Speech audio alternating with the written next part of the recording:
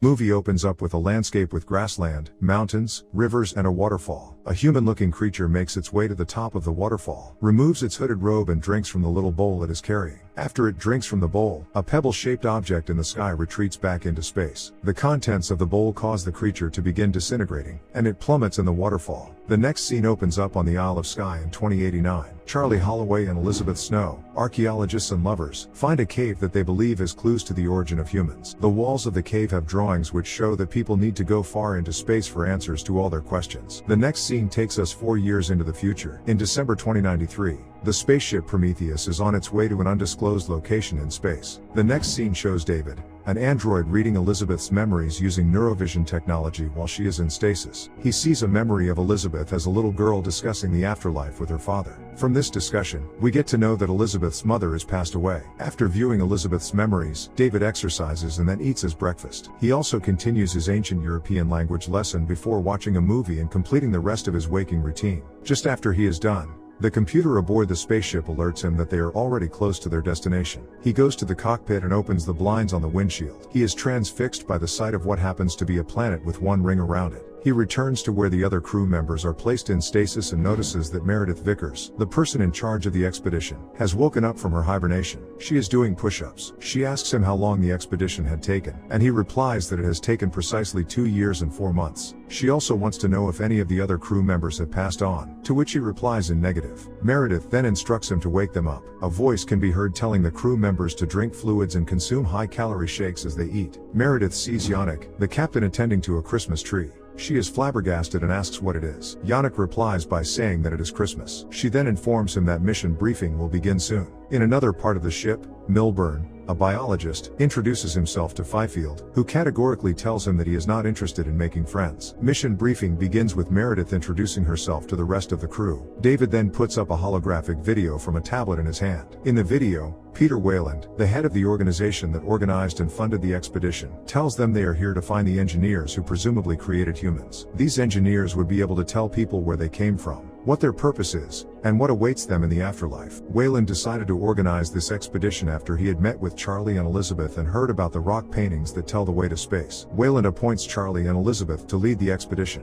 When Weyland is done speaking, Elizabeth and Charlie take over and explain the mission further. Charlie shows the audience many archaeological finds from different parts of the world. All findings show the same pictogram of people worshipping giant creatures that point to the stars. There was no way ancient civilizations could have known about the distant galaxy they were pointing to. This galaxy has its own sun and the only planet where life is possible. It is the planet that their spaceship will soon arrive at. Fifield and Milburn voice their skepticism and ask for proof. Elizabeth says she doesn't have to prove anything and that she simply believes in her theory. After the briefing, Meredith calls Elizabeth and Charlie and tells them that they are not to make any contact with the engineers. They are to report back to her if they find them. She also voices her doubt about the existence of the engineers. The company that Meredith works for paid a lot to get the crew to this distant planet. Therefore, the expedition will carry out the plans the company made, which don't include friendly contact with other civilizations. Charlie and Elizabeth were taken only because it was the will of Weyland. But now the man doesn't decide anything. Charlie inquires about the progress of David's lessons. David answers that he has studied enough ancient languages to be able to speak to the engineers. The ship starts to land, and they realize that this planet is quite similar to the Earth, although its mountains are higher than Everest. Captain Yannick and his assistants land the spaceship beside a circular artificial structure that Charlie notices before the others. As the survey team suits up to explore the structure, Charlie asks David why he is putting on a space suit since he can't breathe and the poisonous air can't affect him. David explains that he was designed as a human because humans were more comfortable relating with their kind. He further explains that wearing a suit helps him look human. They head out to the structure in 3 vehicles. A scan reveals that the structure is hollow. They get out of the vehicles and into the structure proper. They go in and radio back to the spaceship to inform the captain. Fifield and Milburn are the last to enter. Fifield releases 2 special sensors to map the area within the dome-shaped structure. They get to a place with stalagmites and what looks like springs of water. They discover that the air here is breathable and Charlie proceeds to remove his helmet. When nothing happens to him,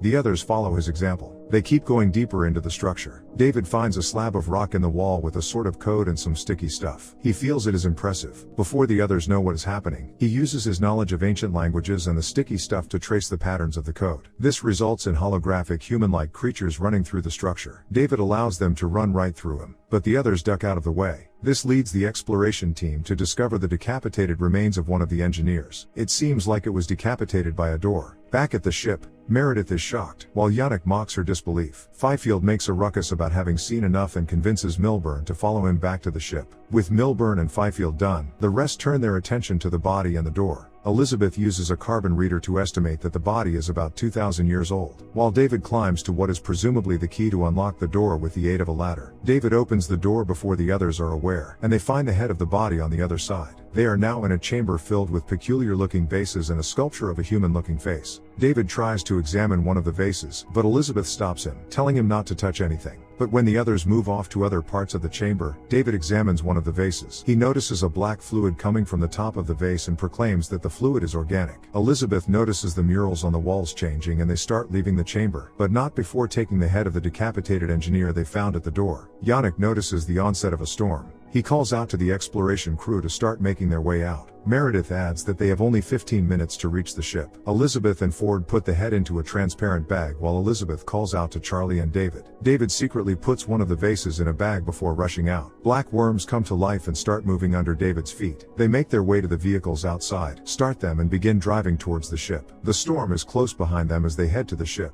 Then as they get into the ship, something happens. The bag containing the head falls off. Elizabeth runs back to get it, and the storm blows her away. Charlie follows her in one of the vehicles. The vehicle is blown away, but he eventually gets to her. David comes to their aid and hitches them and the bag to the ship with a cord. The cord pulls them back to safety within the ship. Charlie starts to berate Elizabeth for running back out to save the bag while David calmly asks her if she's alright. She ignores Charlie and tells David that she is okay. Yannick asks about Milburn and Fifield. Elizabeth wonders if they are not yet back on the ship. However, the two men had lost their way in the labyrinthine corridors of the dome-shaped structure. Yannick contacts them and tells them to keep calm and wait for rescue in the morning. The guys agree to wait out the storm outside the ship. They only ask to let Charlie and Elizabeth know that the pair are too obsessed with aliens. In another part of the ship, Elizabeth examines the head with the help of Ford and David. Meredith comes in to watch them as they finish checking the head for any contagion. They don't find any. They discover that the head is actually covered by a helmet. The three of them remove the helmet and see the actual head of the engineer. Elizabeth instructs Ford to use a device to send electricity into its brain. This is how they plan to convince the nervous system of the engineer that it is alive. She initially sets it at 30 amps but increases it up to 60 amps. The face starts to move. Then the scientists attempt to reduce the voltage. However, the device appears to be out of order. They have to contain it as it has started releasing an unpleasant odor. The head eventually disintegrates in the containment box. Frustrated, Charlie takes a drink and leaves the lab. But Elizabeth doesn't want to give up on the research and plans to take a closer look at the remaining fragments of the engineer. The next scene shows David speaking with someone in a stasis pod. As he exits, Meredith stops him and asks him what the person said. David is initially reluctant to tell her, but she threatens him. He eventually relays the mysterious man's words to Meredith. Try harder. David then removed the vase he brought into the ship from the refrigerator. Meanwhile, Elizabeth and Ford are examining the DNA of the engineer. They discover that its DNA matches that of humans. David also brings out an object covered in slimy liquid from the cylinder. This object looks like a bottle. David pours a drop of dark liquid and carefully examines it. Meanwhile, Elizabeth tries to figure out what took out the engineers. In the next scene, David brings a bottle of champagne to Charlie. The man offers a drink to the robot, but David refuses. Charlie makes distasteful comments about David's origin. David responds by asking him to apply those statements to himself. Charlie laughs it off. However, the man is disappointed with the expedition. He hoped to get the answers to all the questions about life from the engineers. David then asks him what he will do to find the answers he came all the way to find. Charlie answers and says that he will do anything and everything. David then offers a glass of champagne to Charlie, mixing a drop of the mysterious alien liquid into the drink. Charlie doesn't notice anything and drinks the champagne. Meanwhile, Fifield and Milburn are still lost. They come across hardened bodies of engineers. On the ship, the probe in the dome-shaped structure picks up a life form, which triggers an alarm. Yannick goes to check. He then informs the two lost men through radio, and they freak out. They decide to go in the opposite direction of the location of the life form. Elizabeth is now in her room, recording a video, when Charlie comes in. He gives her a rose, and they talk for a bit about the mission. She tells him about the matching DNAs, and he gets a bit emotional.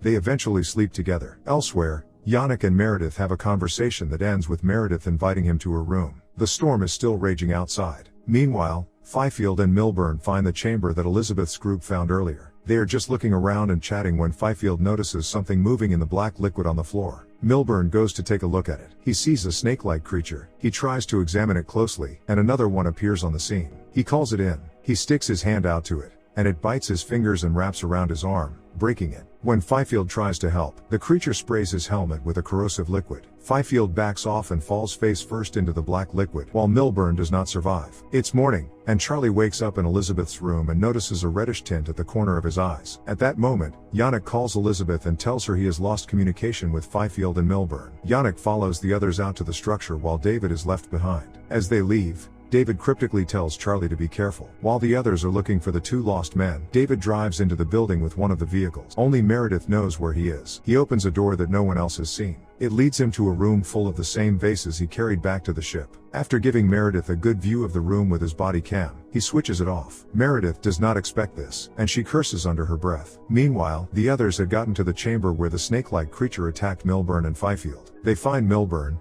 while Fifield is nowhere to be found. Something is also happening to Charlie Holloway. The red spots in his eyes have grown, and he feels groggy. He sits down while Elizabeth checks him. Yannick and the others help him out while Elizabeth radios back to the ship for a medical team to be on standby. Meanwhile, David is now in the control room of the building. He presses some buttons that bring holographic engineers into the room. The engineer at the control console touches some buttons, and a display appears. It shows the universe with Earth specifically marked. Through all this, David is watching. He climbs up the console to get a better look. Suddenly, everything disappears, and he is alone again. However, the holographic image of the Earth remains for a short while as the console powers down. David then finds the body of an engineer in what resembles a tomb. Charlie's skin begins changing as they make their way to the ship. When they get to the ship, he tells Meredith to torch him. The others restrain Elizabeth while this happens. She sobs and screams as she sees him burning. David collects Elizabeth's cross in case it is contaminated and tells her she is 3 months pregnant. She insists she can't be pregnant, never mind 3 months pregnant. David tells her that it is not a normal fetus. She begs him to remove it, but he declines, saying that they don't have the personnel to deal with matters like this. He then talks about the similarity between her father's and Charlie's life's end. She dazedly asks him how he knows about how her father passed away, and he tells her point blank that he watched her dreams. Sometime later, Ford and another person come to wake her up, and she pretends to be unconscious. When they try to lift her up, she attacks them and escapes to the cabin with a machine that can perform operations. She programs the machine for an abdominal surgery and gets in. The machine removes an octopus-like creature from her womb. She frantically gets out of the machine, leaving the creature inside. Meanwhile, Yannick notices that Fifield is just outside the ship. He radios the support crew to open the door for Fifield. However, it is a changed Fifield that is outside. He attacks a few crew members before being put down. In another part of the ship, Elizabeth stumbles into a room. This is where we find out that Mr. Wayland, the owner of the company financing the expedition, is alive. David rushes to cover her with a coat and guides her into a chair. Elizabeth tells Mr. Wayland that she was wrong about the engineers and that they should leave this planet. Wayland disagrees and says they can't leave now that they are so close to finding the answers they are looking for. She returns to where she finds Charlie's ring by the washstand. She changes her mind and begins suiting up. Yannick comes in to tell her that he is done and wants to go home. He explains that this place was just a military base of some sort for the engineers, but their weapons turned on them. Wayland and Meredith have a tense discussion. Afterwards, Wayland, David, Elizabeth, Ford and others head out to the engineers' military facility. David leads them to the chamber he found before. Yannick looks at the 3D rendering of the chamber and discovers it is a ship. Meanwhile, David explains that the engineers were in the process of leaving before things went awry. He adds that they were headed for Earth. Wayland asks to see the engineer that is still alive. David opens where it is lying, and the engineer steps out. David tries to speak with the engineer,